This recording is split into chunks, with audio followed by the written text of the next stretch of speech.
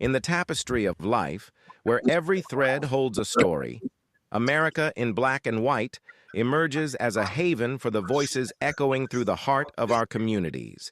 In this podcast, we wade through the rivers of our collective experiences, celebrating the vibrant hues of change brought forth by the whispers of hope and the roars of action. It's more than just a conversation. It's a journey into the heart of our society, illuminated by the light of those daring to dream and do. Join us, and let your voice be the melody that guides us toward a dawn where every color finds its place in the masterpiece of our shared destiny. Together, let's paint a future brimming with the positives that dwell in our minds and the actions that shape our world. Good evening and welcome. Let me say something to you plainly right here at the top of this show, because this is not a program where we soften truth for the sake of comfort. The health of a nation is not just measured in hospitals and prescription rates. It is measured in who gets to live, who gets to be treated, and who gets to be seen by the very systems that were built supposedly for everyone.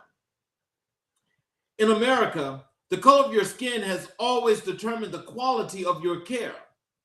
It has determined whether your pain is believed, whether your diagnosis is timely, whether the medicine that could save your life was ever designed with your biology in mind. That is not a conspiracy.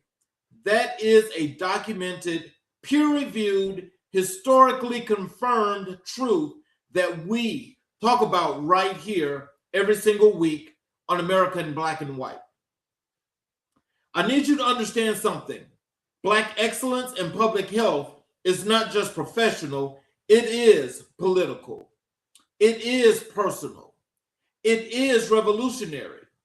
Every Black man or woman who walks into a boardroom, a health department, a nonprofit headquarters, or a federal coalition meeting and refuses to leave their community at the door, that person is doing something radical. They are saying, I will not separate my credentials from my calling. I will not pretend that data is neutral when the data is about my people. I will not dress up a career in the language of efficiency while ignoring the moral emergency that gave me a reason to show up in the first place. That kind of courage, the courage to lead with both the mind and the soul, is exactly what America in Black and White was built to celebrate, to interrogate, and to amplify. Tonight, we have in our company a man who embodies that courage in every dimension of his career. He is a nonprofit architect, a public health strategist, a patient advocate, a builder of boards and bridges, a trainer of leaders, and a man whose intellectual lineage runs from the HBCU halls of Tennessee State University all the way to the corridors of national coalition work on personalized medicine. His career is a living bridge, a bridge between data and dignity, between policy and people, between the research lab and the living room of a patient who just got a diagnosis that changed everything. He has stood in the gap for communities battling HIV in America's South. He has amplified voices in the multiple sclerosis space, and today he is shaping the future of how we think about medicine, not as a one-size-fits-all system, but as a something precise, something personal, something that ought to reach every single community, regardless of zip code, income, or race. This show exists for moments like this one. America in Black and White holds space unapologetically, consistently, fiercely for the voices, the stories, and the truth that reshape the American narrative. We're not here to be comfortable. We're here to be complete and complete the picture of Black leadership in this country. means making sure that the men and women doing the quiet, difficult, transformative work of systems change get to sit at the front of the room and tell their story on their own terms. So without further delay, let me bring to you a man who is redefining that public service, what public service looks like, what Black leadership sounds like, and what it means to dedicate a life to serving a community through strategy, advocacy, and unshakable sense of purpose. My guest tonight, Mr. Darion Banister. Hello, sir. Good evening. Thank you so much, Mr. King. You make me sound real good. I'm like, my mama needs to hear that one. So, how are you? And welcome to the show. I'm wonderful. Thank you for having me. It's such an honor to be here. So, before we get into the show, is there anything you'd like to say to the audience? I just want to say thank y'all for being here. Thank you all for tuning in to hear what I have to say. I'm just a simple man, just wanting to be there to support my people and to see us success in all aspects and to live a healthier life. There's been a lot going on, but I just really want to encourage us all to be healthier as best as we can. So, as we get into the show tonight, I want to say thank you to each and every individual that's already tuned in, and for those that are with us for each and every show. And I want to thank you all so much for this support. So when we start the show, what I'd like to start off first, sir, is I would love to have the audience get the opportunity to learn a whole lot more about you. And so I call this, the man behind the mission, your life story, and your origins. So take us back to the beginning. Where did you grow up, and what did the world look like for you as a young person? Paint me that picture of where Darion Banister comes from. Oh, well, that's a good one. That's an easy one. I grew up in the Midwest, so small town, college town, if you will. So depending on where you're from, if you're from, the South, you can think of like Athens, Georgia, or if you're from up north, Champaign, Illinois is actually the city. So it's a big college town. While it was diverse, it was still hard to just see folks that look like me in different aspects. I would see us in we had principals, we had superintendents, even police chief, but still on a day-to-day, it would just seem like it was far and few between that you would see and recognize professionals that look like me in all aspects. Outside of education, when I would go to the doctor and in healthcare, I wouldn't see that. The city I grew up in, super diverse, I would say it was a medium between very liberal and conservative at the same time, but it felt safe growing up. I will say that it definitely felt safe. It was the 90s, so not trying to age myself, but I grew up. I am a 90s baby, so I am a millennial, just FYI.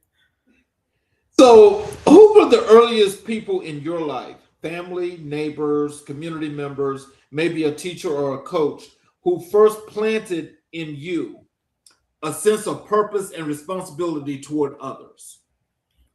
I had to say, it was probably my grandmother and my mother. They were, my mother's still with us. My grandmother passed on, but one thing about her that she always taught us was to give back. Whether it was donating time at the church, whether we're donating food items for pantry drives. Every Christmas, we would get together and go buy toiletries to give out to the shelters. We make baskets to give out to, just the neighbors and then other shelters down the street. I always just grew up that it's important to give back, that, you've been thankful, you've been giving so much, to whatever higher power, higher being you may believe in, that you have been fortunate to make it to where you are and to have the abundance that you do. That I was told you have to give back and give forth. So it definitely started as a family thing, and then even my father, honestly, most of my family, they're all public servants, so it just kind of felt natural that this is just what you do. This is what life is. You do well and you support others. And so as you think about that from then as you were growing up to now, tell us, what are some of the things that have stuck out the most for you that you still carry today that makes you that public servant that you are today? Treat people the way you want to be treated. That was the first thing I was taught at home long before I got to Mrs. Davis kindergarten class. I do remember that far back, but it was always to treat people the way you want to be treated. To give respect, to get respect. So that's something I would always want to give others what I would want. That's how I live my life. When I think about care, when I think about treatment, when I think about access and knowing information, if I would want to know this information, if someone knew, I want to pass it on. If I had this resource, if someone had this resource and I needed it, I would want someone to share with me or someone's family member, or just to give an extra hand when someone has a phone call, just, hey, I need to talk to you. I don't know where to start, but I know you may know an inroad. That's just how I operate in life.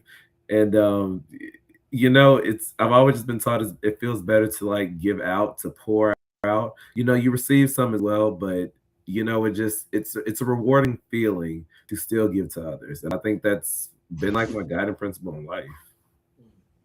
So, what was it about public service that called to you? When did you first understand that your life was going to be oriented around building something for someone else, around community, around equity? Probably in middle school. I think it's when it fully sunk in. I always had a love for politics, economics, history, and health just somehow just fell into there.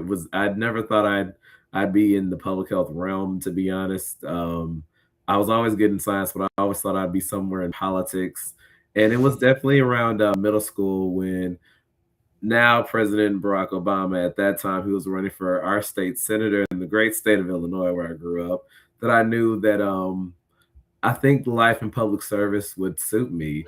I was like, I wanted to follow in his footsteps at one point. I'm like, maybe I can be, if he's going to be senator, then I can be governor. I was like, I'll go on to be president. I thought I was going to be the first Black president, but it's okay. He can take it. I'll become something. I don't know if I want to run in politics anymore, but when Michelle Obama, hopefully, maybe she runs for president, she'll pick me for something. So, look, tell us about that middle school moment.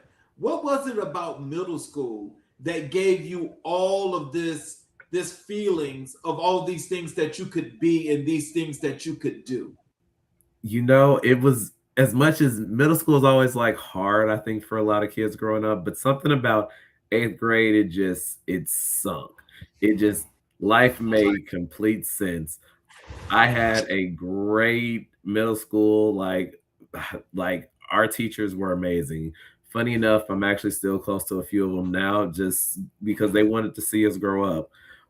Everyone from my U.S. history teacher, still close to him to this day. He instilled in us so much about politics and history and being activists and advocacy and what does that look like. Learning those words from him and just like, no, you stand up for your right. If you don't believe this is fair, you right say that wasn't fair, including if it came down to like student council, something at school. And he was about that. He shared that this is what you do. Even the administrators that I had, I'm funny enough, at the time, the assistant principal is now a superintendent. Her and my mother are still very close. So it just, I always felt that I was supported to chase after my dreams, to think about what life could be like, to be that servant. They just said, this is who you are, and it just felt right. So, growing up in the South as a Black man, how did that geography, that history, that particular cultural and political weight shape the way you understood race, community, and personal responsibility? So I didn't completely grow up in the South. I was Midwest, but my family roots, my father's side is from Baton Rouge. My mother's side is from Vicksburg, Mississippi. So if you know anything about the area, we're talking about down in the Delta area, right? We're talking deep South. Well, I grew up in the Midwest, and if folks know anything about Illinois, especially Chicago, they used to call it Northern Mississippi. And If y'all caught that reference, then you know. For those of y'all that didn't catch that reference, it was a lot of similarities between the Midwest and the Deep South. Um, One thing that I've always noticed, because we always went back south every summer, I spent summers between Mississippi, Texas, Virginia, um, Tennessee as well, that it was apparent in the South as far as, what line you don't cross. But growing up, it was always, you could never be sure. I remember, I was at one point one of the only brown kids a part of an organization in middle school. Um, and I remember we were with like some adults at this volunteer thing, right? And I can just remember a woman, very very politely, just like, oh, you're just so brilliant. You're just so wonderful. I'm sure your parents are very proud of you. You're so well mannered, and it was almost specifically to me and not my other classmates that I knew what she meant, and to know that, oh, there is a difference between me and some of my other classmates, and what does that look like? Versus, I think in the South, it's always been pretty much, we love you or we don't. Midwest, it's always been, I've had one in my home once type, and that's my friend of color. So that's where I really started to realize that race. I always knew the race mattered, but I learned the difference. How to walk in those rooms and situations. I'll say that. That's PP. Yeah. Yes. Well, no, that's definitely understandable because I think a lot of times, especially it doesn't matter if you're like Midwest, Northwest, you could be Southwest. I think what happens when you get to that whole entire line of the South, Mhm. Southeast, and to the extent where you get close to the Southwest, culturally, it's just totally, totally different. And for a lot of young kids that come from other places, it's one of those things that is more than just culture shock, but it kind of like pushes you into an area to where it's confusing. Mhm. So, on your summer trips, when you guys would come and visit, I mean, did you ever see any differences that kind of like gave you pause?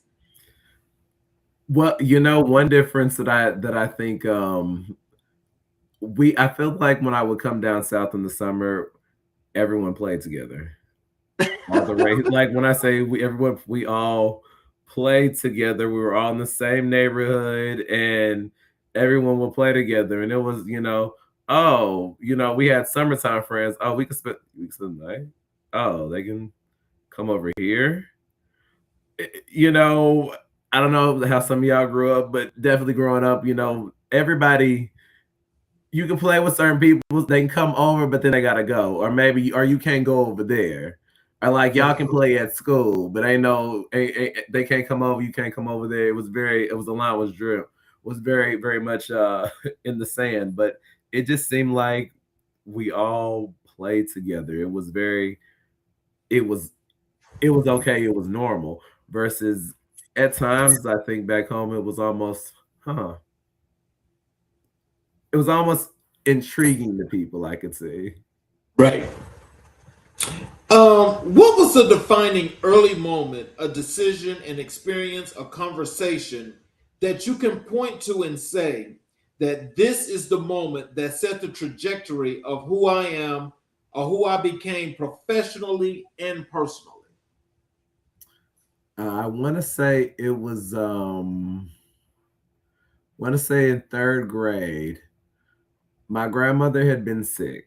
So by this point, I saw that she was sick and she was down and out. So to know a little bit about me, to know my grandmother and I, that was my best friend. Like right here, I'm gonna just say for whoever needs to hear this, I was the favorite. I know that's always a joke, but no, I was the favorite, and everyone else will tell you, no, he is the favorite, so it's clear. But so they knew that we were thick as thieves, and she knew me like the back of her hand, literally. and she had gotten sick, and I didn't realize, I didn't know at the time what it was, but she had been sick for before. She was living with lupus, and I don't know if folks are familiar with lupus, but lupus is an autoimmune disease, and it affects predominantly Black women. More and more Black men are starting to be diagnosed as well, but definitely predominantly the African American community. And at the time, they didn't expect her to live as long. That's one thing. Lupus never. That's the thing funny about it, that lupus did not take her out at all. That she would be 102 with lupus and still kicking butt. She was diagnosed way back in the 80s, but to see how much she went down and how it would hurt her, how I had to help her. I ended up having to cook for her, having to clean, just literally seeing a woman that was so strong being frail, and to learn. Then I started, being nosy because we had the internet and we had AOL. Started learning more about the disease and what it looked like. And it was the 90s. I started hearing more and more about HIV. And I was like, oh, and I found out they're all autoimmune diseases. So I'm like, this is actually the moment I can actually tell you. I was in third grade. It was like science class, Mrs. Patilla science class. We were just in science, and I just had an idea. I'm like, hey, we doing a project? Say, hey, I got an idea for, some science project. She's like, okay, what you thinking? I was like, yo, so, there's autoimmune disease called HIV, and then you got lupus autoimmune disease. There's more testing and studying over here. Why don't they just switch the medicines and see if it works? And literally, I can remember the teacher looked at me dumbfounded, like, you're right. I don't know why people don't do that. That's something to think about. Just did not know what to say, because I'm like, what, 8 years old, and I had this profound idea, and nobody knew what to say. And from then, I just kind of, I don't know, health had just always been a part of me. It was pretty much then I knew, okay, something has to be done. Don't know when, don't know where, but something has to be done.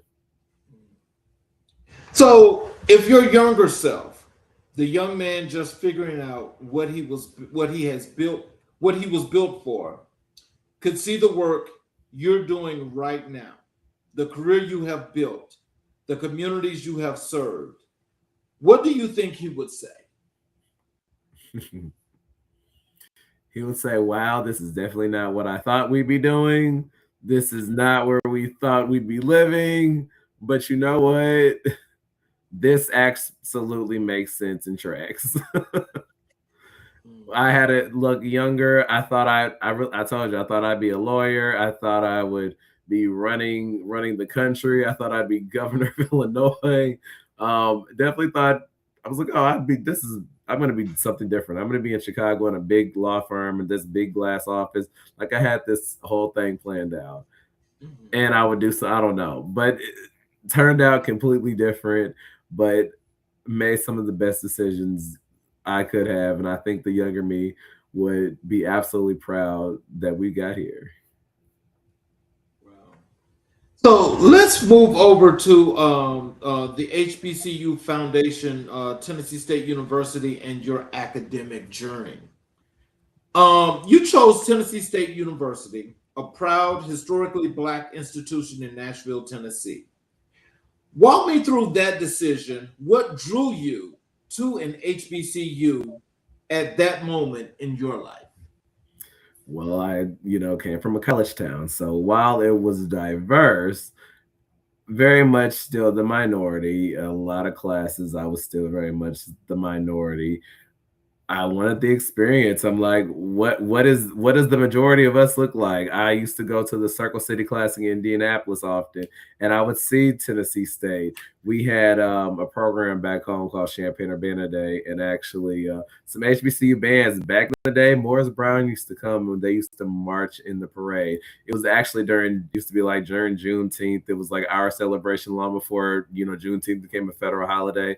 It was a thing. They moved to August, but it was like an amazing thing. They used to come hometown, and I was just like, oh no, I got to go to that school. Look at how they're marching. Look at how they're playing. Because at one point I used to play in the band, and it just felt right. I toured a few, as we call them, PWIs, primarily white institutions. No offense to any of them, but didn't fit right. I tried a few HBCUs, went to some other schools as well. Not gonna say any names. Don't want to bash anyone, even though I went to the ultimate premier institution.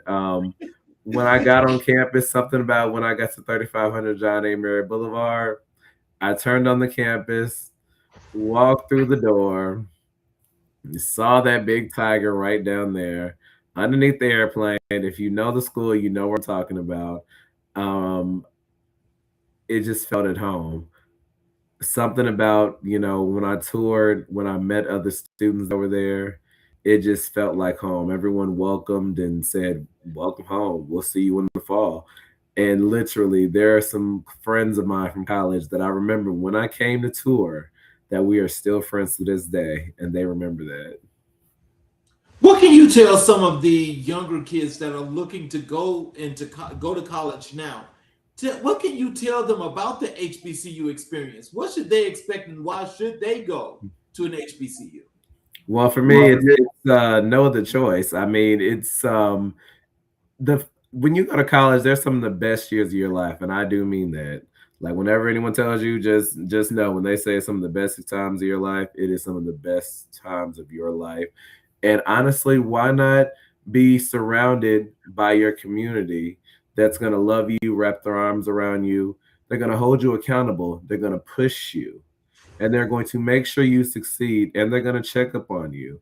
Why not be surrounded by your community that will uplift you and share you and cherish you, and to make sure that you're going to rise to the top because they want to see you succeed. They love you in a different way, not just you're here so we get a check for you being here, but they love you because they see the greatness in you.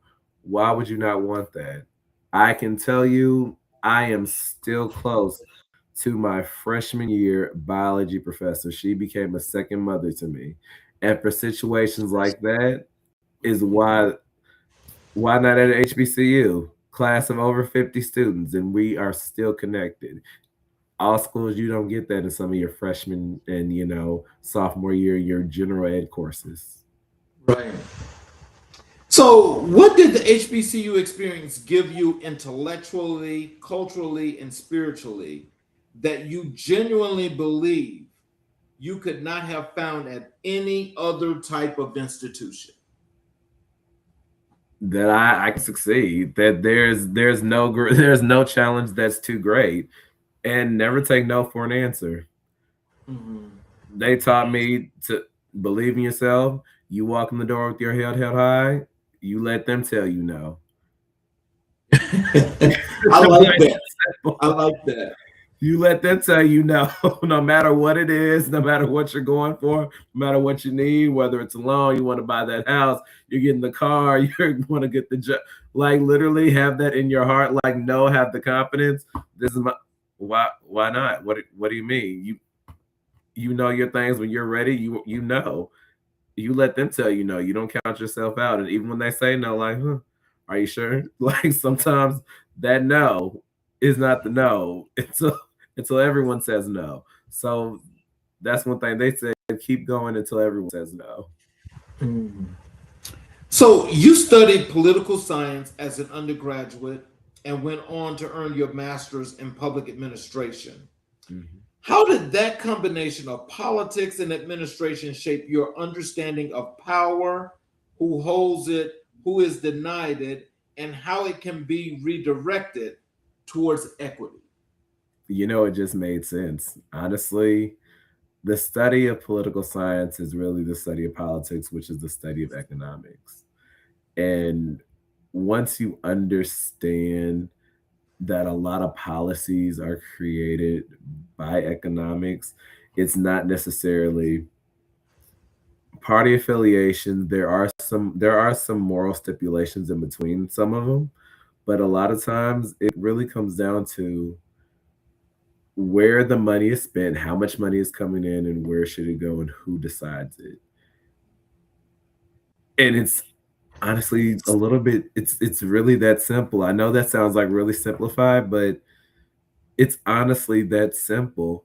Politics is really created by economics. Like follow the money. If you look at any of the budgets, a budget. One thing that I got taught specifically in studying my master's public administration, one of my professors said I want to teach you this in budgeting, that you can look at any organization's budget and you can tell whether they're doing what they're supposed to be doing, if that's what they're saying they're doing, by looking at their budget alone. And now you can, because you can start to calculate how much money goes to staff time. Of course, that's going to be a big cut. You want to talk about benefits, like that's going to be a big portion, but also looking to see how much money is going towards programming if that's what you're doing. How much money is going out to supportive services. Like you can start looking at the numbers and make it make sense.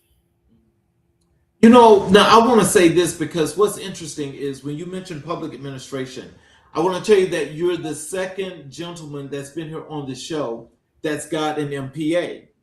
Normally, when you think about MPAs, it's really a female dominated area. Mm-hmm. And what I've noticed as of lately is that there are an enormous amount of men, especially Black men now, that are going into public administration. Tell us about that experience in public administration and what that really means. It's really serving the people. So a lot of folks that are, if you're in like nonprofit or government, public administration just makes sense. It's an older degree than people think. It's been around for a while, because folks will often say the first public administrator was really Thomas Jefferson. That's getting into philosophy, so I'm not going to go down there because I'm not those folks. Because there's a lot of us that actually have a doctorate in public administration. They keep trying to call me to do that. I don't think I want to, but really, it's the study of like, how do organizations operate? Like, a lot of people also have like, a master's operational leadership, organizational leadership. That's a lot of programs. It is not too far off of, honestly, public administration, if you ask me, because the thing that I really learned was how to run an organization. Everything like your budgeting, to your personnel, to your planning, your research phase, your evaluation, how to also build programs, how to disseminate the items. We had communication class. How do you disseminate? How do you make sure you're writing a memo? It's often it's specifically used for like public work, public trust. Like if you're at a bank, if you're at say a foundation, how do you support the public interest? But also even when you think about private, because it's just when we think about what motivates different employees, you just turn one switch or the other. So I see a lot of folks actually with public administration degrees, also in the for-profit sector as well. Because if you're working with the public, it just makes sense that you should have someone who understands how policies may work if you're looking at getting city contracts, government contracts. So it's a lot of us around in a lot of different areas, funny enough. So, were there specific professors, mentors, or scholars you encountered at Tennessee State who generally shifted the way you saw the world and your own potential within it? Tell me about them. Oh yeah. So like I said, Dr. Martha Walker Stratton, who taught biology for years, who I told you became my second mother, really loved and supported me and took me in. And she was hard on me, but not to the point that I couldn't do it, not to the point that I was getting beat up, to the point that like I knew I was capable of more. I think about Dr. Kara Robinson, who actually, funny story about her, I absolutely love her. I've actually had the chance to work with her after graduating because she's phenomenal. But she was the first professor that called me on my BS. She knew. I gotta tell you, I love to tell this story. She can't stand what I do, but I do it anyway. So, I was one of those because I thought I was smart enough. So I could write a paper like the night before, turn it in because it was due like 11:59 on your e-learn. If anybody remembers e-learn. I started it at like 7, 8 o'clock, got it turned in, however many pages. I came to her office. And I was like, yeah, I couldn't believe I got a C on this paper. I'm like, how'd I get a C? Like, I don't get C's, Like, I don't get C's. So I went to her and she said, you know what? Let me tell you something, Darion. She said, this is your C work because I know that you did this last night around 7, 8 p.m. and got it turned in on time. She said, for your other classmates who have worked hard and spent weeks researching and writing, this would be their A work. But I know you're capable. If you just put any type of effort, you can give me A work. And I was stunned. I honestly, I had to I had to take it to the chin. I think I actually ended up with the C in her class overall, but we're still this close to this day because she challenged me and she wouldn't let me get away with BS. And that's why I kind of have to put a little effort into things now because I haven't been called on that. So your minor in nonprofit management and leadership feels almost prophetic given where your career has gone. What did that coursework teach you early on about the relationship between mission driven work and the structures we build to sustain it? They go hand in hand. That you know, if your mission, if your structure is not in line with your mission, then you're not, then you will not succeed. If you are not if you are not shaping and building your organization according to your mission, if you're not always evaluating your mission statement, your vision statement, checking your board, strategic planning, that you will fail. You will start, you may wander off into another, into a, I'm gonna say another dimension, to an area that does not serve you, or that wasn't your initial purpose. And it's okay to grow, but how do you do that strategically? Are you still serving the people that you say you want to serve? If the impact has changed, are you still serving that same community? And then why? Um, it really taught me that your first step before you do anything when it comes down to service and nonprofit, and it's about your mission, and your mission has to stay forward. You have to be mission driven in order to truly succeed.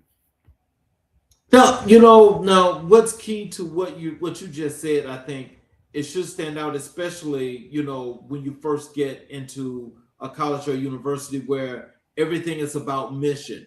Can you explain to us and tell us why is the mission so important?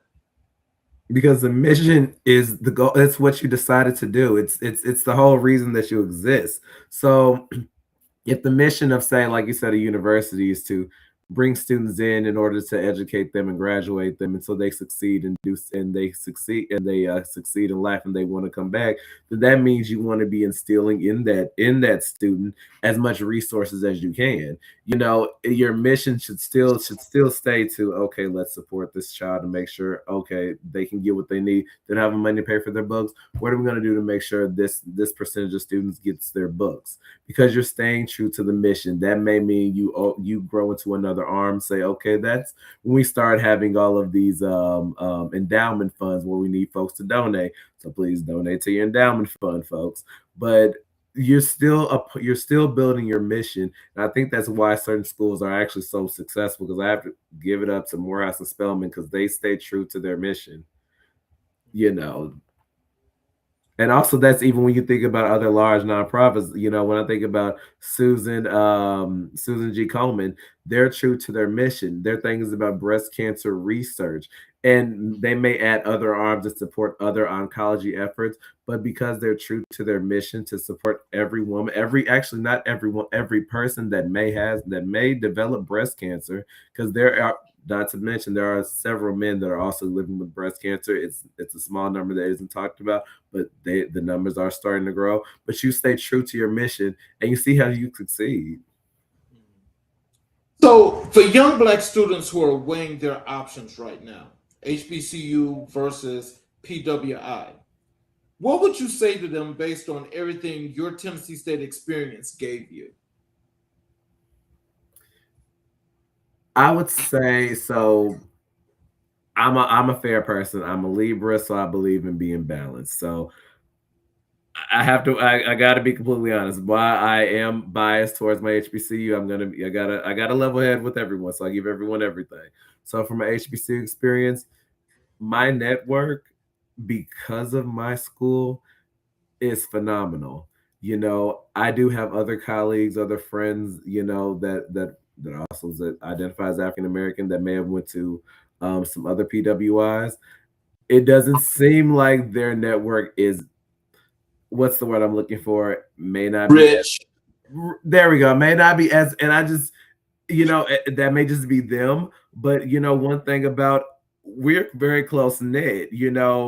Every major city, for whatever university you went to, your HBCU, there's a chapter there, and they look out for each other. They're going to get you plugged in. They find out you went there. Somebody finds out, hey, my auntie went to TSU. How can I help you? Or they went, mind you, if they went to Jackson State, you see them on the interview.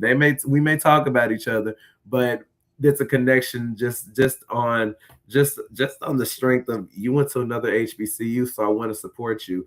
Like, the way we were taught to connect, the network, and to think, and to be on our toes, I think is unmatched. And honestly, we still produce the most doctors, lawyers, PhD researchers. I mean, congressmen, more than any other school. African Americans, I should say, engineers as well. And you can just check. I mean, it's just facts at all HBCUs. But I will also say that the caveats, I'll say, looking at, say, another PWI, like a lot, you can look at, say, a Duke or Vanderbilt or Emory, not necessarily sound, but Tulane, Northwestern, some schools, especially if they're paying, if you're getting a full ride, hey, I can't, in this economy, you getting a full ride, go for it. But the other thing, if you're going for some of these schools, you have to make sure, you have to be intentional about creating your network, and intentional about staying focused on how you can and find your support system there, really. Because I've heard stories from other folks that have been to larger universities, and they often felt lost in some of their first classes, freshman, sophomore year. They felt really lost in big rooms and not necessarily knowing anyone, or even having one-on-one time with the professor, versus, when I think about it, if I walked in the room late, they knew. It may be 50 people in the room at our largest class, but still they would know, and they would call you by your first name. And that's just something that it meant a lot to have that one-on-one connection. So it's up to you, but those are just certain things that I would be honest. And once again, I still say you're not going to get the support and love, the reassurance. And I have to say, I feel like the network at an HBCU, like you'll get at a PWI. Let's, I appreciate that answer, because that right there in itself was more than just wholesome. It's one of those that's thought provocative, that puts that thought process and that seed, that it's ooh, I need to let that seed grow. Let me put some water on it. Let me see if it grows. Look, I'm also a teacher, so I want to make you think too. So let's transition over to your work in project management, organizational capacity building, and your nonprofit leadership. Let's break this down for our audience. What does organizational capacity building actually mean in practice? And when you walk into an organization and begin that work, what are you really looking at and trying to change? Yeah. So what it means is, I'm building the capacity of a nonprofit to serve, to operate, to serve more people, to gain a following of its communications, to secure more funding is what that means. One thing that I'm definitely looking for when I first look at an organization, because I do some consulting on the side, is the first thing I'm looking at is your board and your mission. Is the work that you're doing aligning to your mission that you gave? Is it aligning to your vision? And then also looking at, where you are with your board. Is your board supporting you? Because one of your first line of defense as an organization is your board of directors. It's your absolute board of directors. They should be your champions. They should be the ones, advocating for you. They should be the ones helping to support funds. They should be, telling people about you, bringing you to events. Your board members really do hold a lot of power, and there's a lot of support, and it's a lot of comfort that comes from having really strong board members. And when you have really strong board members that are invested, the sky is the absolute limit. You served as a lead trainer at Emory University, providing training and technical assistance to nonprofits across 12 states. What did you learn from that kind of breadth, seeing so many different organizations across so much geographic and cultural terrain? Everybody had the same issues, no matter the size of the organization, whether they were grassroots and it was one person that just wanted to do some work, to a multi-million dollar organization that had like 60 to 100 staff members, that everybody had some of the same issues, had some of the same thoughts and the same complaints. That it really just turned out to, a lot of times, it came back to strategic planning. It came back to, good old fashioned, let's go back to our mission. What is our mission to do? How can we serve? And let's get back to, grassroots work. What I've seen recently, a lot of the big organizations, while they're still doing well, but a lot of the grassroots organizations, the small mom and pop, two or three people that you may have heard, somebody that just decided to do work. We all had that lady in the neighborhood that just was about the community, that wanted to do something at the center. Those are the people that are really reaching our hard to reach communities and really doing a lot of support. Even though we have social media, it's a great tool, but some these algorithms now, they've gotten a little smarter, so everyone still may not get your information. So it's something about that hand to hand touch and just being right there, out that street advocacy and outreach, that's really still making waves. So, in your experience working with nonprofits of all sizes and missions, what are the most common, most costly mistakes that nonprofit leaders make, and what does the path out of those mistakes actually look like? You know, One thing I used to love teaching, some grant writing classes, and really my thing was really prospecting versus the actual writing the information.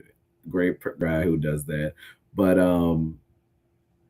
it's almost over promising and under delivering, I would say. We see the size of certain grants, and sometimes we may write, it's for $100,000, and we're writing 5 or 10 deliverables. That's a lot of work to do. That is 10 deliverables, depending on what they are. That's a lot of work. You know, I'm one that I like to recommend up to 3 deliverables max, to be honest, because I would always rather, under promise and over deliver, because that just makes you look good. And that means that then you have a relationship with that funder and they may want to continue to fund. You don't want to look bad and not communicate what's going on, why the work isn't being done. Lagging on the timeline is never really that great, but sometimes you can work that out. But having too many deliverables and not being able to deliver on those, to make some of those promises, that just doesn't look good, and nobody likes that. And then you don't want to get a bad name out there. So that's one thing that I definitely always, that's what honestly starts the slope. um it's promising the world, and honestly, you don't have to do more. Some grants, honestly, you can just have one deliverable and get paid, and I've seen it. So, would that be depending upon the work and how you do the work? Depending upon the word, depending upon the grant, depending on what you do as an organization, what you're capable of doing. You can offer more deliverables. I'm not saying you to not to only do one for everything, but depending on what it is, you don't have to break your neck for such a small amount of money in the grand schemes. And if you hear that, you hear, like, depending on the size of your organization, like $100,000, that sounds great, and it is great. For like when you're starting out as a grad, it's really amazing. But also keep in mind, where does that go to, and how do you break that up, and how do you budget that out? Um, you have done significant work on board development. Walk me through your philosophy. Why do boards make or break an organization? And what separates a high functioning board from one that is slowly suffocating the mission it is supposed to protect? Oh, that's a good one. Goodness. you know, what I look for when I think about a board is diversity, to be diverse within your board. And when I say diverse, bring different skills. Everybody on your board doesn't have to be, say C-suite executives, and giving funds. That's great. I'm not saying it's not. It's great, especially if they're funding and they got some connections. But sometimes you do need people that are connected, that have a voice, that have connections to other companies that may be able to sponsor, that can fund some projects. You maybe need someone who's connected to community as well, who can bring people out if you're hosting an event, hosting a community event. Think about some people that, like, I depending on, I come from healthcare, so I think about patients. I love to have. I think it's important that when you're thinking about healthcare, that you have like a patient or two voice that's a part of the board. Because if you're offering services to someone, where is their input? Stakeholder engagement is a really important thing for me. And I just feel like, you can't do anything without me. You can't just, I was just thinking about something in history. I'm thinking about how they carved the continent of Africa and just did it without anyone's permission. That's essentially what you're doing when you're not including people that you're supporting. You're creating things that if they didn't ask that they needed. So those are things when I think about a high functioning board and people that you need. You want people that can bring their skills and aren't afraid to help and lift their hands when they can, that are volunteering to support. It comes down to getting a donation or asking for donations from somewhere else for a charity event. Those are the reasons that your boards can really sink or swim you, to be honest. So, executive coaching is deeply personal work. What has coaching other leaders taught you about your own leadership, your own blind spots, your own growing edges, the things that you had to sit with and reckon with in order to grow? That you can change. Just because something has worked well for years doesn't mean that you can't improve. If you've been operating at the same level continuously for a number of years, like, not saying that you're not declining, but then you're not elevating, you're just plateauing. Something has to be done. It's the definition of insanity, right? You're doing the same thing, you're going to get the same result, but expecting more. That's insane. That's what's really insane. So it taught me that, just because this theory may have worked, or this may have worked, in 1990 when you started, doesn't mean that it's still going to work in 2026. We've upgraded. Things have changed. Technology, people, thoughts, views, public opinion, things have changed, and it's important to continue to grow, modernize, and stay relevant. While I keep saying you stay true to your mission, that's important, but it's always a balance. I told you my Libra comes out, which means keeping your mission to what you initially said you wanted to do, and also updating with the times, staying relevant, staying hip, staying within the conversation, if you will. So, you've seen good nonprofits and great nonprofits up close. Mhm. What is the essential difference? What is the ingredient, the quality, the practice, the mindset that elevates an organization from simply functioning to genuinely transformational?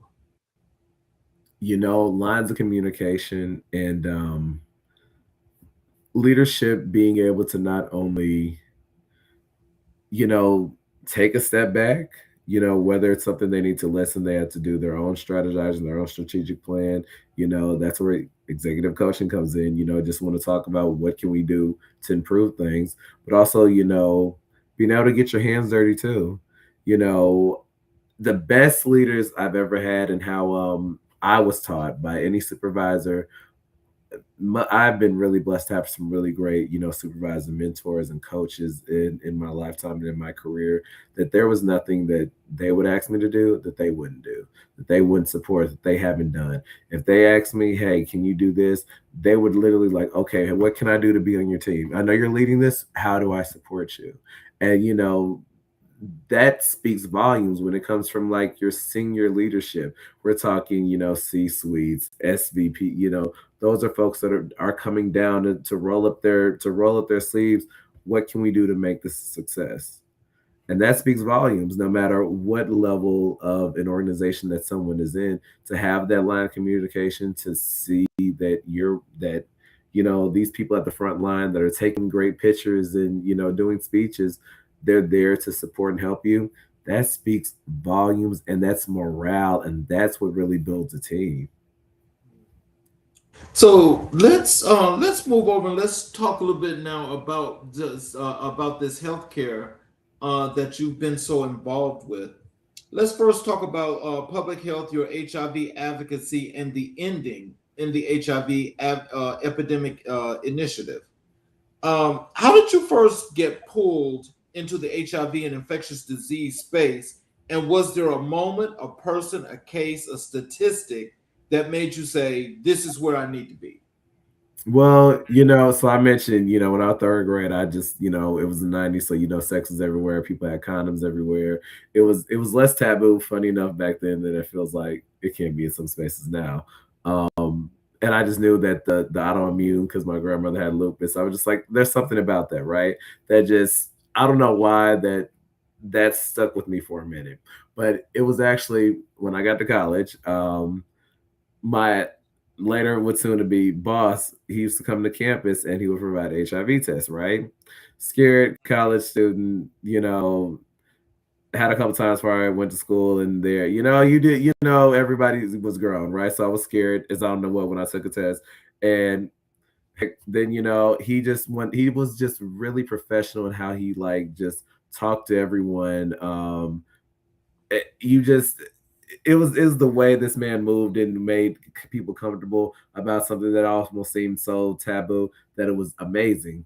And I just remember seeing him on campus several times, just say, "Hey, go get my test and keep it moving." But this was funny. So we got to my senior year, last semester.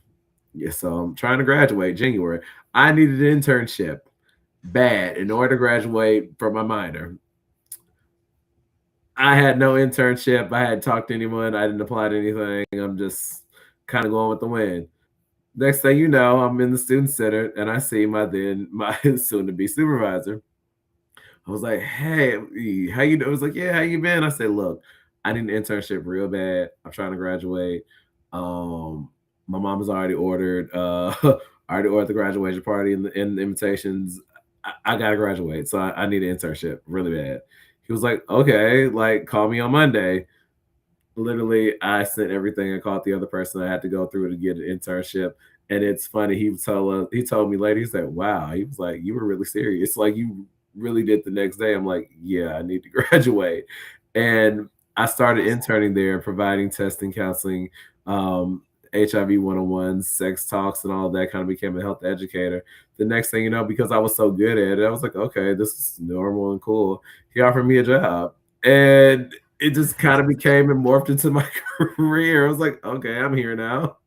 It just kind of fit. There was like those people, like it's a very special group of people in nonprofit and public health, specifically infectious diseases, and it was like y'all are kind of cool. I'm okay with this. Wow. Black communities, particularly in the American South, carry a disproportionate burden of new HIV diagnoses in this country.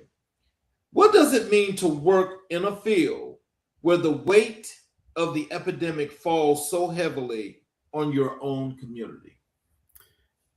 It makes me want to fight harder. It makes me want to work harder. It makes me want to advocate more. Um, Honestly, that's why I got into the profession. That's why I stayed. I want to see us win. I want to see us healthy. I want to see us have access to care, access to treatment, access to prevention, um, to know the questions to ask. It became so personal and real. Um, I was when I started in HIV in the work when I got hired full time, I went to a meeting and I was chosen as like one of these 4 youth ambassadors to be a part of the work we're doing, work in HIV in the South. We were between a certain age, underneath 25 at the time. So, you know, at that time I was on 25, now I'm only 28. But then it was 4 of us that went down to Dallas for this meeting. And mind you, we stayed cool, we stayed close, and you know, we talked over the years. But to know now that out of the 4 of us, I'm the only one who is not seroconverted. And what that means is them the only person who is not living with HIV. And to see that all of us at the time when we met weren't, but to see how that changes over time, that made it real because that hit home. These are people that I know. These are people that look like me, similar backgrounds. You know, the one of the other guys, he actually went to Morehouse. So I'm like, we had that HBCU connect. I was like, what? Like, you know, mind you, Atlanta and Nashville were like 3 hours and 45 minutes away. So, you know, back then we played in the Classic. So, you know, we were always in Atlanta. It just it really hit home that this is real and this is something that I have to do something about. Like I have to do something. This makes no sense with all the access to care, what's out there, what's available to people that folks are still seroconverting when we don't have to. And especially in my community. Yeah, you know, that is a sad state, but so true. And I think the education that's been put out has been great, but it's not well received. And I'm not sure how is it that you actually get this out to the point that people really take it in here, because I don't think people are really getting it in the head. You That's my know, opinion. so I often say this, and you know, I feel like I've been quoted publicly saying this. I mean, I guess it's fine. But some of we've done a bit of a disservice in public health, especially around when I think about HIV, because we made it such, oh, this is a gay man's disease. When you know the initials itself, we're talking human immunodeficiency virus, which means all humans can contract HIV. And there are all types of humans that are living with HIV now, and several may or may not identify as same gender loving or not.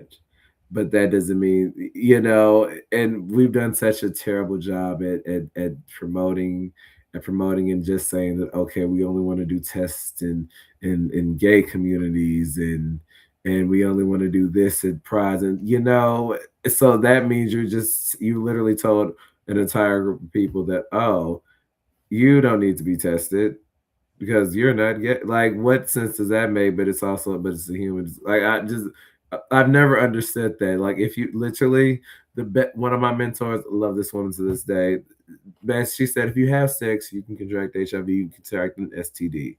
So that means if you're having sex as an adult, you should be tested. You go, if you go for a physical, why aren't you asking for like, are you are you having sex? Then what, you know, it's really that plain and simple. So that's definitely something I think I feel like we as a society has gotten better. We're getting better at developing a better message, but that's definitely been a shortcoming, I think, because a lot of folks still are like, why do I need to get tested? I've definitely given several of my family members, several men, an HIV test for the first time, um, just because they're like, yeah, no, you're an adult. You may you may have sex, so you should probably do this. Yes. Um, Tell our viewers about the ending the HIV epidemic initiative. What is it? What does it actually do at the ground level? And why does it matter specifically for communities in the South? So this was an initiative that was developed by the Trump administration, the first administration, and the idea was to have less than 5,000 new HIV cases in the United States a year. And by doing that, that was they were sending a lot of money to about 48 jurisdictions, millions of dollars, and most of those were between seven rural states they have quite rural population, and also they had something to do with also they had heavy opioid usage as well, and specifically several other county and cities, specifically with high incidence rates, with high, which means high new cases of HIV, and then also some with high prevalence rates. That means those people that have been living with HIV for years. And the plan was to make sure that not only that people were being tested, if you didn't know, that everyone gets their HIV test in a lifetime, specifically in these areas, and then also those that are living with HIV, that they can reach viral suppression, because studies have proven that if you reach viral suppression, it is highly, I wish I could tell you the exact percentage that you can contract HIV with having sex with someone who has reached viral suppression. I really wish I could remember the numbers right now, but of course I can't. So that was the plan. And then, of course, when we talk about these areas, most of these are major cities and specifically large states. And all of these cities and states have a very high African American population, and majority of them are in the South. Six out of the seven states that were funded very heavily for EHE in the HIV epidemic, EHE, we say, were all Southern states, and they all do also have high African American populations. So this is something that it involves us. I know Georgia was one of those states, and can you also tell us when you're mentioning this, as in with the suppression, are you talking about the people that have become non-detectable? So yes, the term. So you know, the medical term. The term is really like the non-detectable has become a slang word, but we really say viral depressed because you there are still you can still you'll HIV will still come up in a blood test if you're taking a test. But that's kind of the term non-detectable came up, but we really like to use the word virally suppressed, which means that you know your T load is down to a low percentage, which means your body is also not making more copies, and you're you know it's an autoimmune, so you're not also hurting your immune system. Um, when you were working to help health departments integrate best practices and policies across jurisdictions, what were the systemic barriers you ran into? The institutional resistance, the bureaucratic walls, the cultural friction, and how did you navigate them? Truly all the above, to be honest with you, and also it was a lot of it was a lot of mistrust that folks had with each other. Part of it, it was a lot of community mistrust and mistrust between some of the health departments. You know, a lot of things we you working together with folks, and you know, there were some things that have happened years ago, long before like people, including myself, like started working in the field, and there just may have been some bad blood. So you know, one thing that really we had to work on was a lot of relationship building with a lot of you know, whether if it was community based organizations and health departments, really to make sure everyone understands that we're all on the same side, everybody's on the same team. There was a lot of money that was put into a lot of places that you know people hadn't seen before. This amount, this like large millions and millions of dollars that you know, for honestly, a lot of people have been asking for better support for support services. Literally came in a blink of an eye. It literally just like popped in. That's what EHE did, and which is great and it's magical. But then the problem was because of bureaucratic policies, procedures, how things have been set up. It was like, okay, so what do we do with this? And I mean, there were certain places and certain rules that it was so bad as okay. you can only spend this amount of money per month on this thing because of this said rule that was in this bylaw that was created in like 1947. And I'm not even kidding when those were some of the things that we would run into. So it's like, okay, how do we work around that?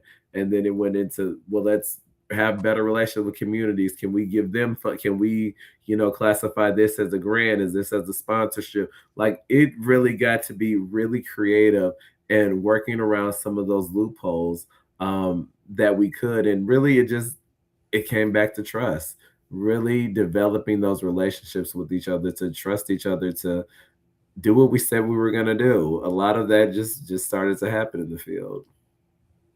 Let's talk a little bit about your work with your with MS and patient advocacy and health education. Your career has spanned multiple disease areas, from infectious disease to multiple sclerosis. How did you make that transition, and what did you carry with you from one field into the next?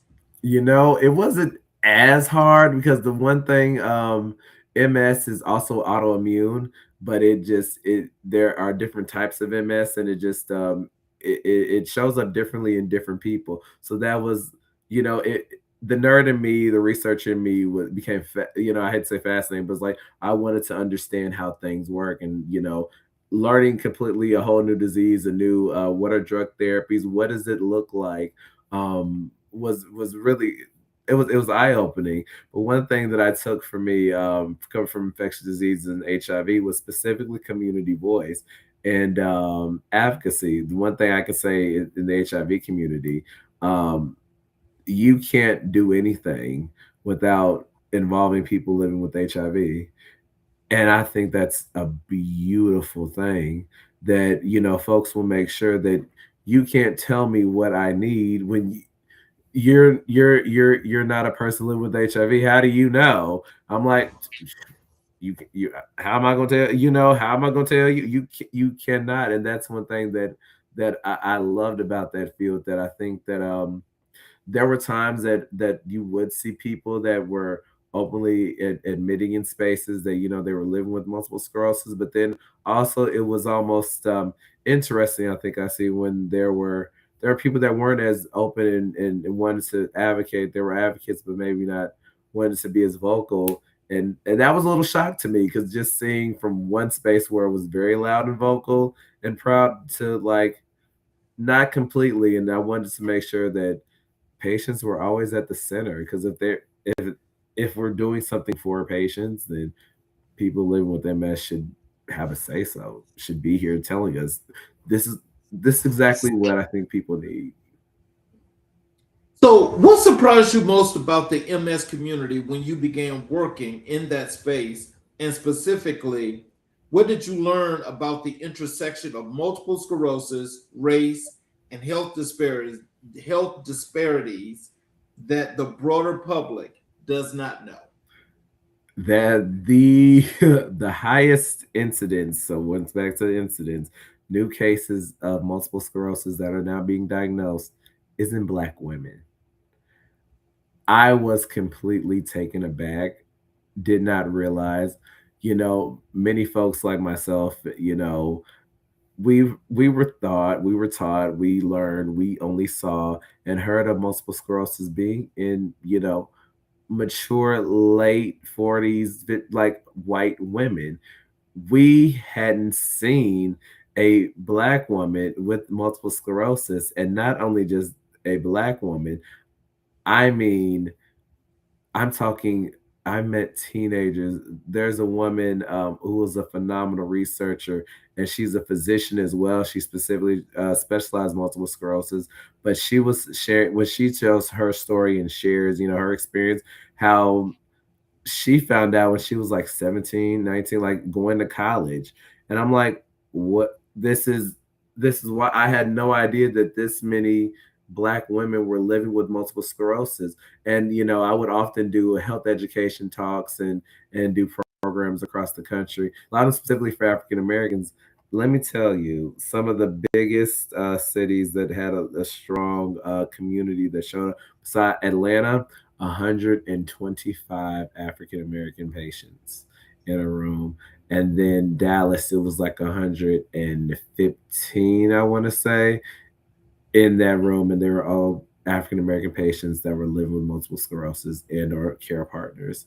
And I was taken aback. I hadn't seen Jackson, Mississippi had 60 or so.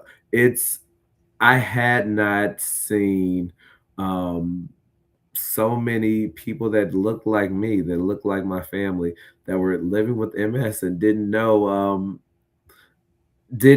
folks. Many of them didn't find folks that were saying they didn't learn until much later, because people still said that they didn't get MS because they were black, so they weren't treated sooner. It was quite shocking. Let me ask you this because I find that to be interesting as well. Is there a connection between lupus and MS in Black women? That's still a lot of research that's being done. I Now let me tell you, I'm not a complete researcher, so I can't look. Don't take anything. I'm not credible. Don't There is some research being done, and they're looking at some correlation and also possibly some studies. You keep following me, and you never know. There might be some things that may be coming up, because that's actually a really good point. But it's quite, yeah. There's actually quite a few folks, like African American women, that are living with multiple autoimmune diseases, which is becoming more and more common, like rheumatoid arthritis. Because, like I mentioned, my grandmother, she also had rheumatoid arthritis and lupus. So it's almost to the point there's not concrete evidence yet, but there has been studies on looking at correlation between, being with these comorbidities, if you will. Yeah, having multiple diseases. That's it. So, how did you approach health education and resource development for MS patients? And what does it take to translate complex medical information into something that is generally useful and accessible for people who are navigating a diagnosis in real time? Having partnerships, working with people.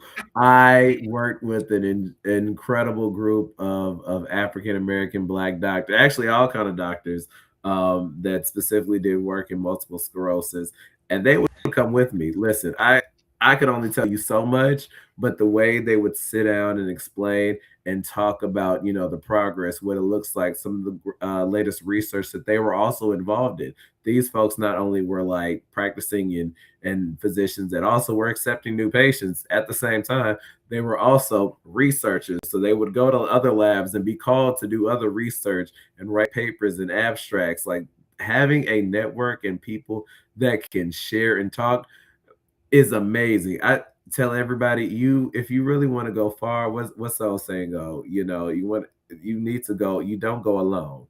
They say, you can make $1 million by yourself. That's wonderful. It may take you 5 years, but you can make five with multiple people in less than a year.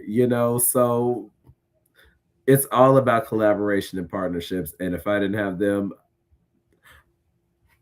I would have did the best I could. So let's talk a little bit about your personalized medicine genetic testing and the future of healthcare. Let's start at the beginning because most of our viewers have never heard the term. What exactly is personalized medicine, and why should every Black American be paying very close attention to it right now?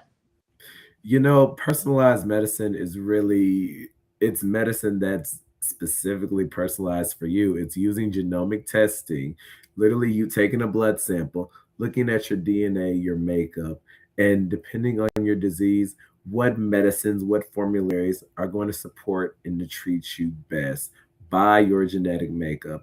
This has often been seen in oncology and cancers for years, because there are several different trials and research trials that most people don't know about. But this is why it's important, because there are so many clinical trials, and also it's important.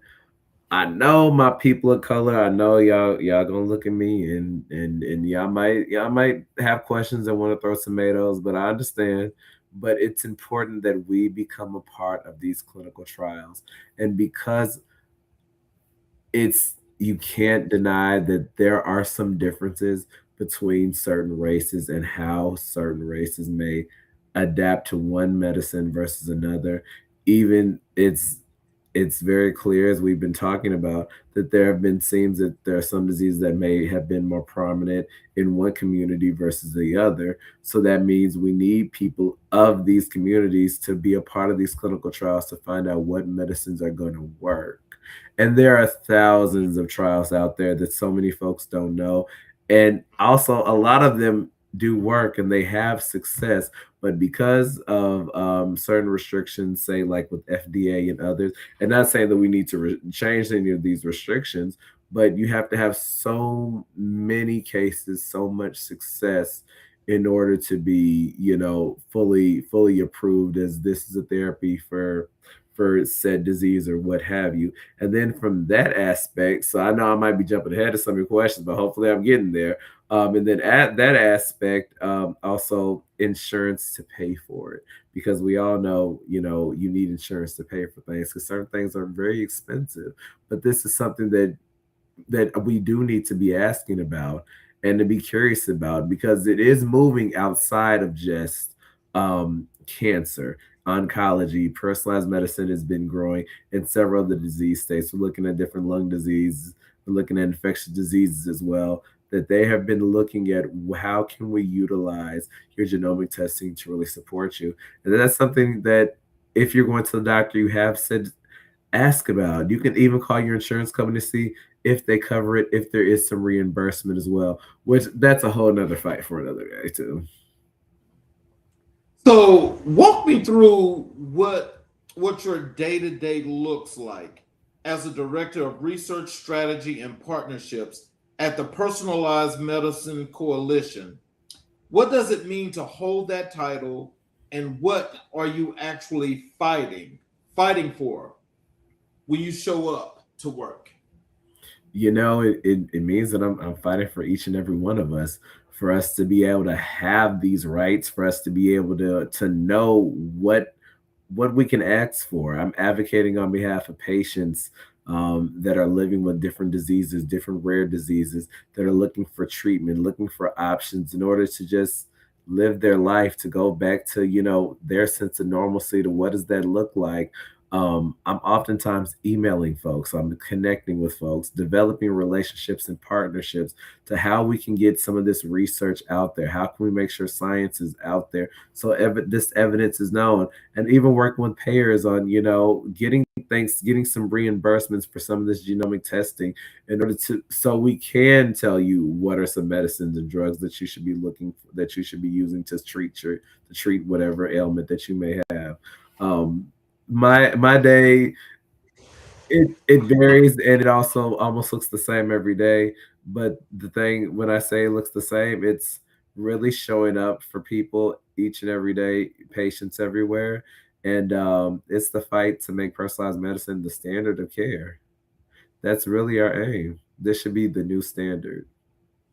Yeah, but so like if with people that you think may be having some questions about this, what are some of the things that you think would at ease that situation to where the understanding could be that much more clear and concise as to why they should want to be a part of a trial?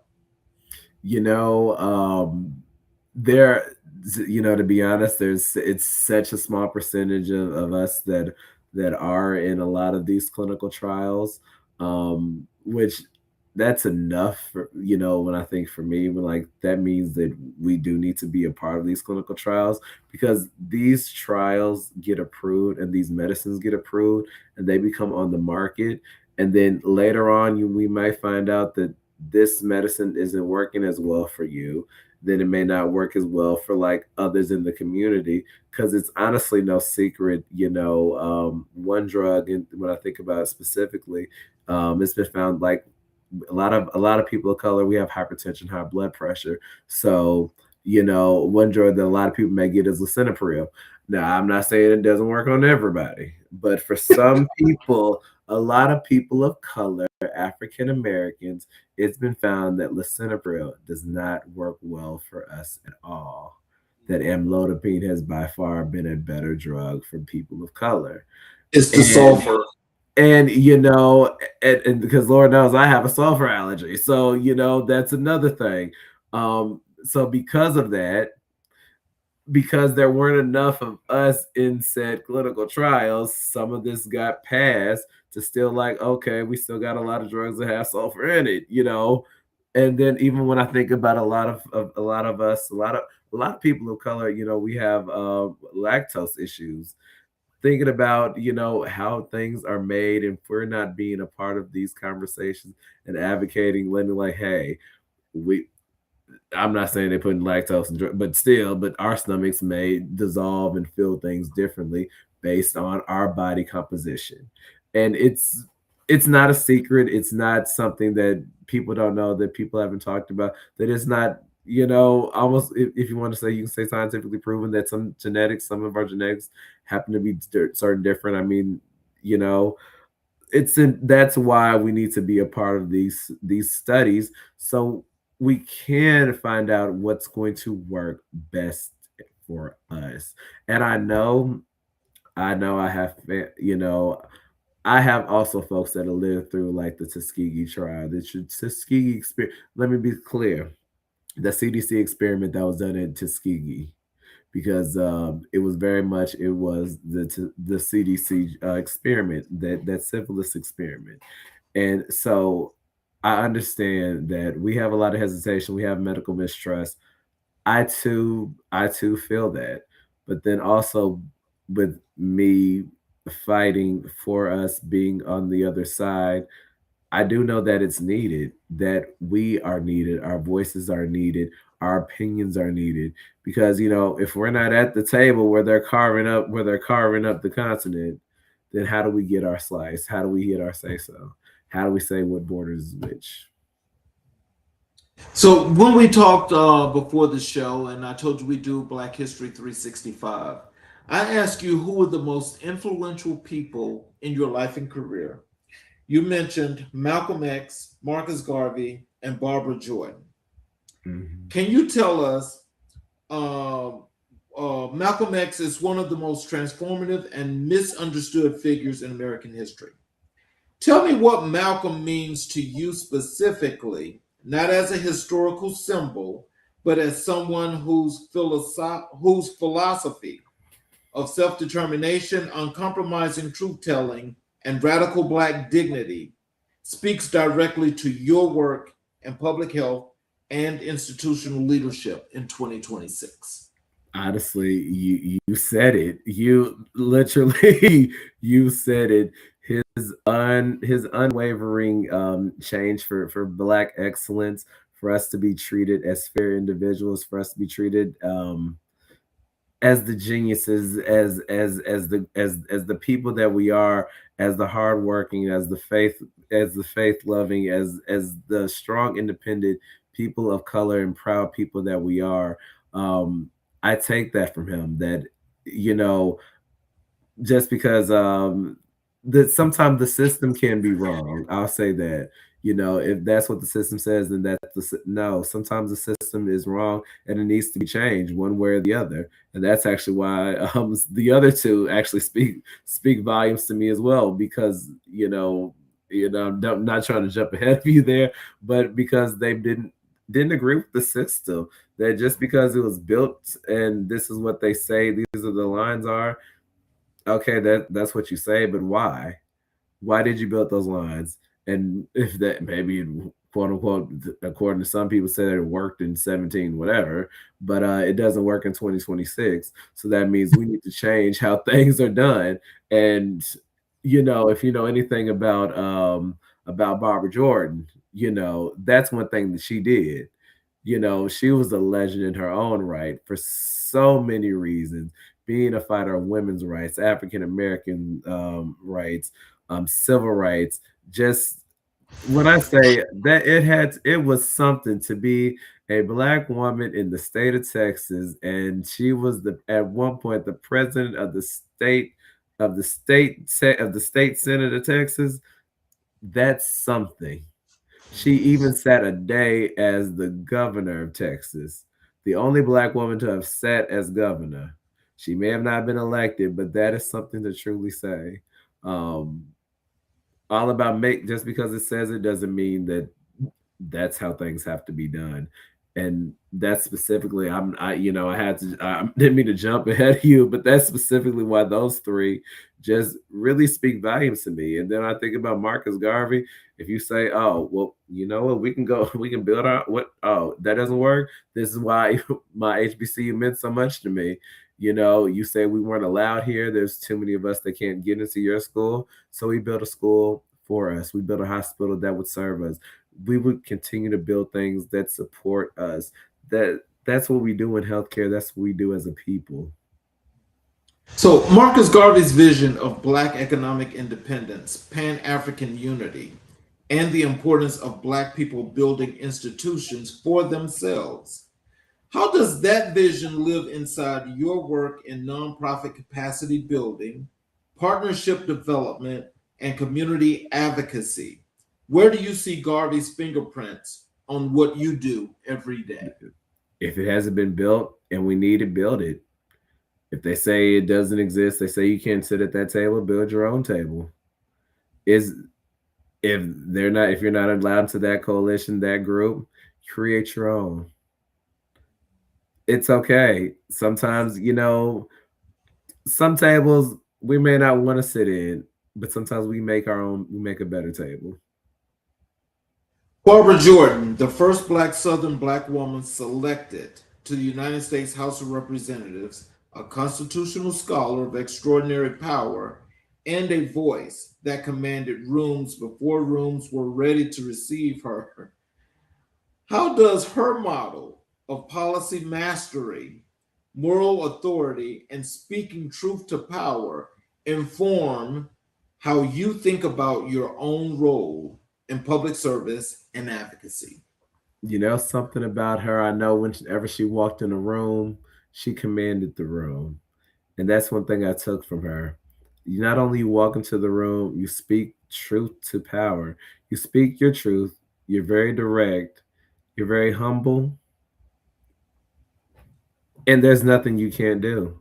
There's not there's not there's not a hill you can't climb. There's not a policy you can't work with. There's not a person you can't find connection with. You can't find some type of synergy to find resolution with.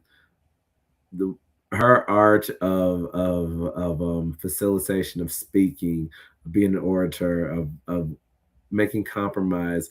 It and really, when I say compromise, meaning she didn't really compromise much. She stood 10 toes down on what she believed in, what she thought was fair and right, and that's what you do in health. You stand for what's right. You stand for supporting patients, and I take that with me every day. Final question for you. What does it mean practically, spiritually, professionally to carry the legacies of Malcolm X, Marcus Garvey, and Barbara Jordan into a conference room, a health department briefing, or a national coalition meeting in the year 2026? And how do you hold those legacies without letting them become ornaments? They all walked in the room before me. It's really just my duty to not let them down, but to continue their work and their ideas, their theories in my own path. They all do. They all do really resonate with me throughout my life, throughout my career, my education, and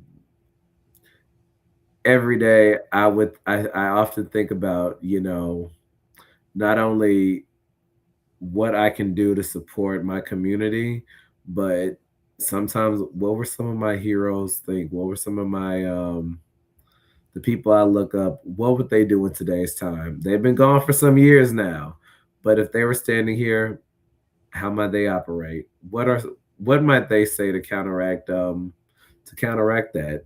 You know, how would they write this policy into history? They'll never be ornament to me. So, in words of, in closing, do you have any words of wisdom and encouragement for our audience? Can you tell them how to connect with you via social media, your websites, all of those good things? Oh, website. I mean, you just find me on LinkedIn, Darion. That's probably the easiest because that's actually how we connected. Anything I'd like to leave behind, really support one another. Do what you can to support your community, to support your family. Always share any resources that you have.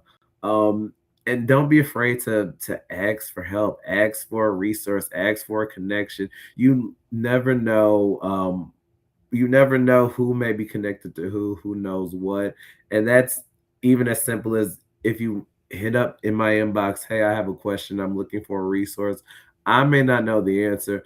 I might not even know specifically what you're looking for, but I will send you somewhere that can at least get you to the next step. So, as I'm getting ready to close, I'm gonna do a closing monologue. If you can hang around for a few minutes after I close the show, I would definitely appreciate it. Absolutely. For those of you that have watched the show, I hope you guys have gotten a lot of wisdom and a lot of knowledge from what we've been told tonight. Darion's work is more than just interesting. His work actually has a purpose that serves communities as a whole and as broad. I think the things that he just put out there, especially in learning, about genetic testing and, how things are now finding, new sources as to who's now more affiliated with different diseases and things of that nature, especially immune diseases. I hope you guys take that message strongly, take it seriously, and be actionable about what you want to do. For those of you that are watching on all of our channels, including our YouTube channels, if you have not yet subscribed and enabled all notifications, I will ask if you would please support us by subscribing to our channels, enabling all notifications, so that as we go live for each and every show, Monday through Friday, including the Saturday and Sunday shows, you will be able to get those shows live, as well as you're able to go back and watch all of our previous recorded shows with all of our great leaders, with all the great knowledge that you need to get you to the next level and to help you in community building. So as far as this closing monologue, Darion Banister, brother, I have to be honest with you and with everyone watching right now. This conversation has been exactly what this show was built for.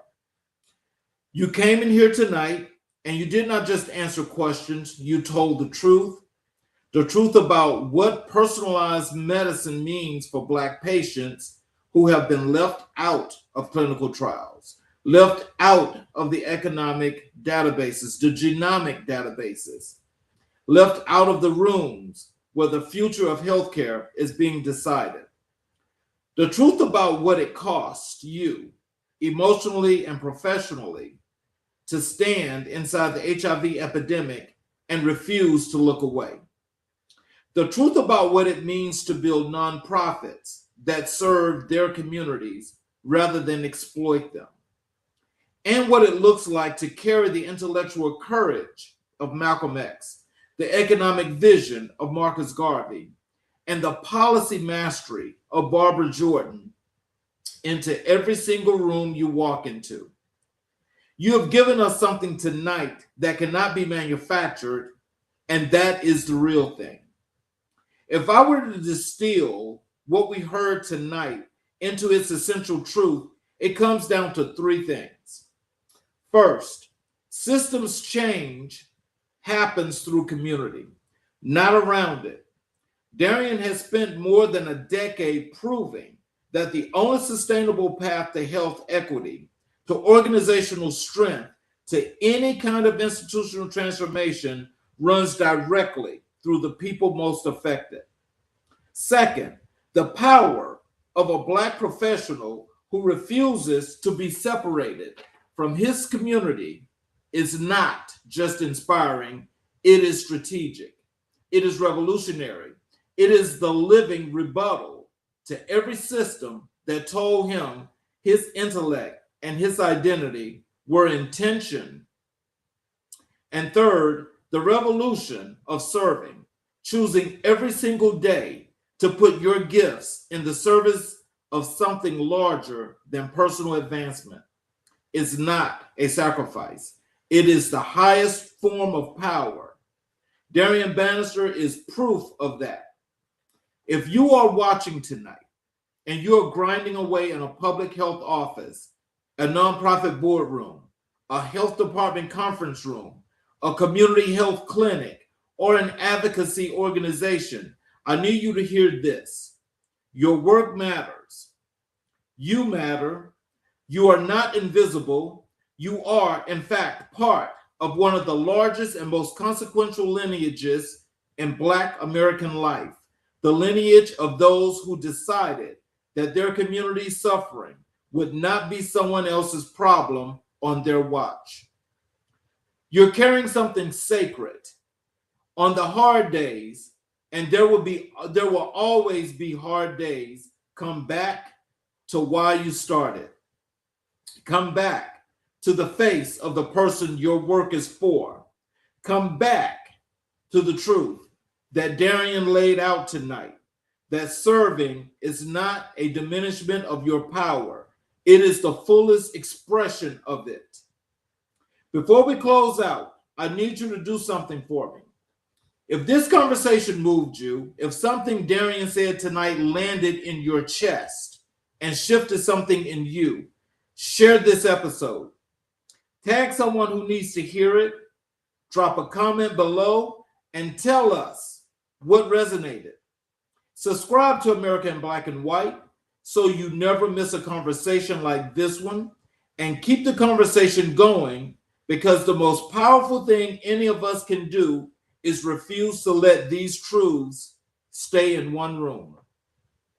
Until next time, keep speaking truth, keep serving with purpose, and never forget, your story is America's story.